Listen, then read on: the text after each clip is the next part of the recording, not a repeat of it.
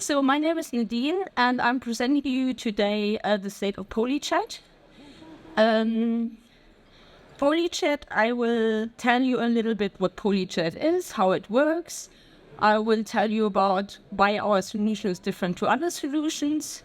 I tell you why the world needs this, always a very interesting question, and hopefully I'll give you some more food for thought on the way, because Polychat and the whole idea raises a few interesting issues, I find. I hope you enjoy that too. So first of all, about me. I'm a UX designer. I'm also a mom. I enjoy doing yoga. I'm a sea-based member. If I go really crazy, I start fermenting vegetables. That's my kind of calming down thing. I tell you this background because I want you to relate to the idea that we have social groups which are outside tech. Yeah? I mean, you might relate to that. We are all coming together here as a great family, and it always feels a bit like Klassentreffen, and I'm still really excited about being here and seeing you all. But we all have parts of our lives where we are people where we're connected to people who are maybe not so tech-affine. I'm not quite sure how that relates. Yeah, not so skilled. And what we were trying to achieve with Polychat is to make the lives easier of precisely those people. So, imagine I do my yoga class, or you have examples you can think of for yourself. So, I sometimes do my yoga class, and I'm in a new group, and there are other yoga moms. And after the Shavasana, when we're all really relaxed, we come together, we go like, wow, that was so cool. Shall we connect for like future meetings? And we all get our phones out, and then you probably been there before, classic situation, everyone uses a different messenger and we just can't decide how we connect. And all the relaxation and nice feelings we just had a minute ago are gone, because then, you know, they might be discussing starting, hey, you're still using this is not very cool, use the other messenger, blah, blah, blah. So this is not about connectivity. So you might say, okay, there are solutions to that out there. First of all, everyone could use Matrix. That's a really cool protocol. And but Polychat is also, I know it's a really cool protocol. Polychat is based on Matrix, but that's, I'll tell you more about that later. So there are solutions out there we can solve the problem of this lack of interoperability, like Matrix, Beeper, Pigeon. People can install relay bridges, but that's not really a solution for that particular user group I'm looking at. Because this is something you need to have a tech know-how, or you need to know people who can set up a server for you and set up the bridges. So it's not your day-to-day solution, and certainly not a solution for a busy yoga mom who needs to go home to, you know, get the daily work done and look after your kids. And it's like, you don't want to install something new. So the solution we came up with is Polychat. So mention again the situation, you are in some kind of context where people don't want to connect. People still don't have the same messenger they use. But now, instead of opening a group chat in a system they can't agree on, they open a Polychat. In the first idea, it is that you will have to go to a website to open that. We will not make, like, this is intentionally not an app. We are not building yet another app.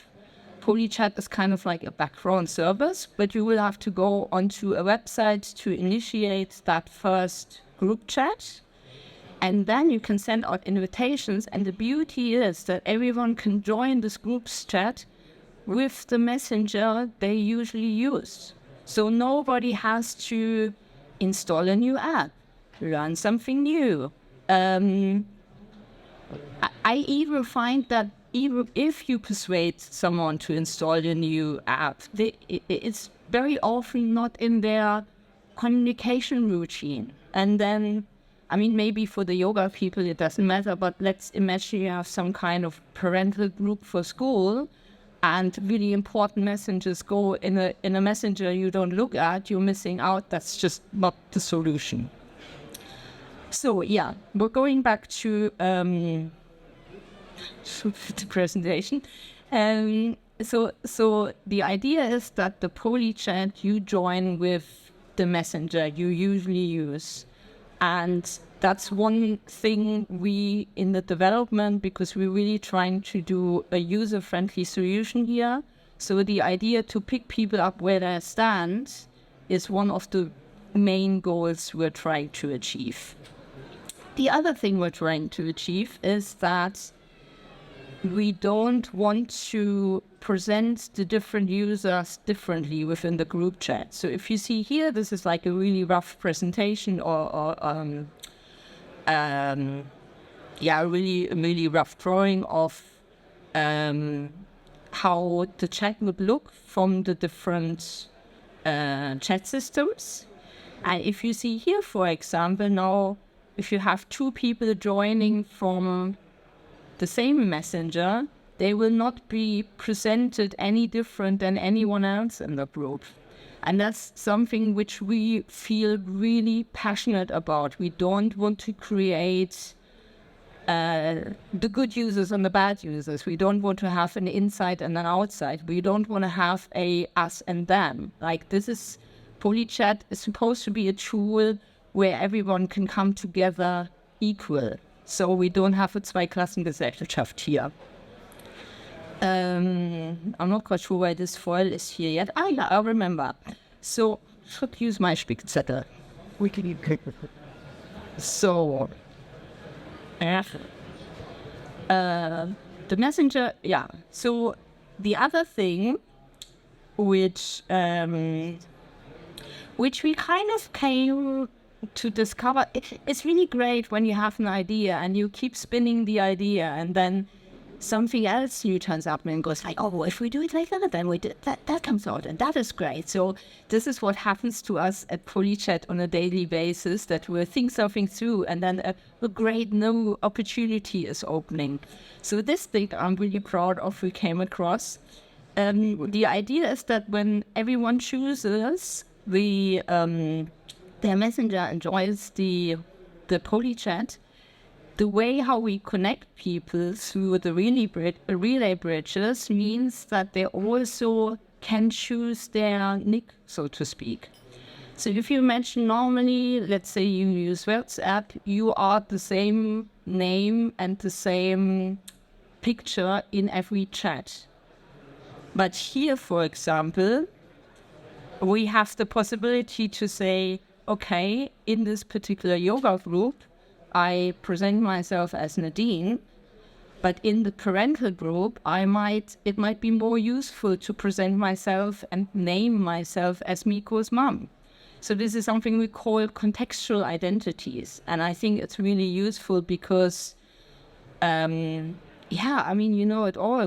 Most of you have nicknames here, which your parents probably don't know. So we have those different roles and identities. And I think it's really useful to be able to communicate that in different contexts. But keep that pseudonymization in mind, because it also solves a different problem to which I'm coming later. So yeah, to sum that up, I think it's really great. We're working on this in a team of 5, and one of the smart technicians I work with came up to say, "Oh, we do really relay bridges, but properly." And to sum that up again, so we meet the users where they stand. We represent all users equally, and we have the possibility of pseudonymization. Well, that's a bit of a mouthful. Right, I want to just drop a few more ideas though, because so far I've been speaking on the technical and the usability level, but there is a kind of meta level, so to speak. And I think that I'm very excited about Polychat because I think it is not only a tool, it's also a statement. Yeah? And I'm even I know I stand on thin ice, but I would even say it's like a net political statement. So anyway, usability. Well, we are currently funded by the Prototype Fund, starting from September. And when I did a presentation in September, someone came up to me afterwards and said like, oh yeah, Polychat, really good idea, but the technology has been around for years, so it's not really a new thing. And I was like, okay, well, sorry I couldn't sort of light the flame in you, but I took that on board and I took some criticism and some input and I was happy.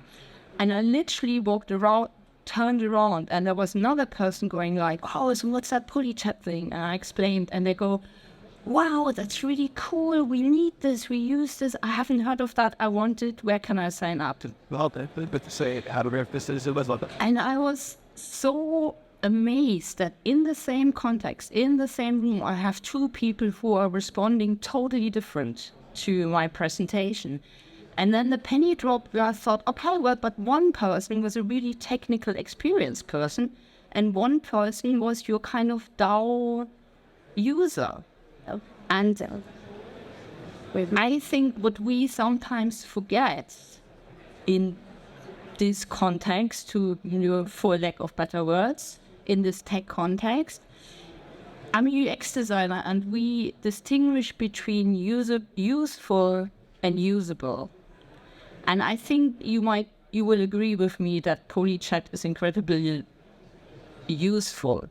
But to make it usable is really the key. If we keep creating amazing ideas and fantastic open source software, which everyone can use and all of that, but we don't pay attention or not enough attention to make it usable, we will never break the ice. We will not get these fantastic ideas out there in the world and have people using it who are not in the position to make it themselves. So this is something I really want to send out and say, make your software usable. Think of the people who... Anyway, it's a totally different call, totally different talk altogether, so I just dropped that little seed of idea. Interoperability.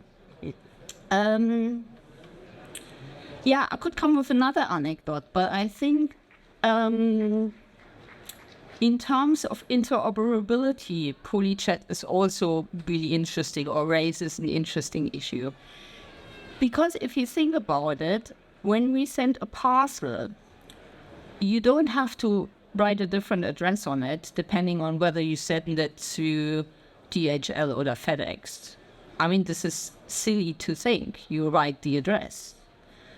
When you send an email, you don't have to use a different client, depending on whether it's I don't know, T-Mobile address or a Google address or a GMX address. When you use a street, there's not streets for Mercedeses and other ones for Volkswagen.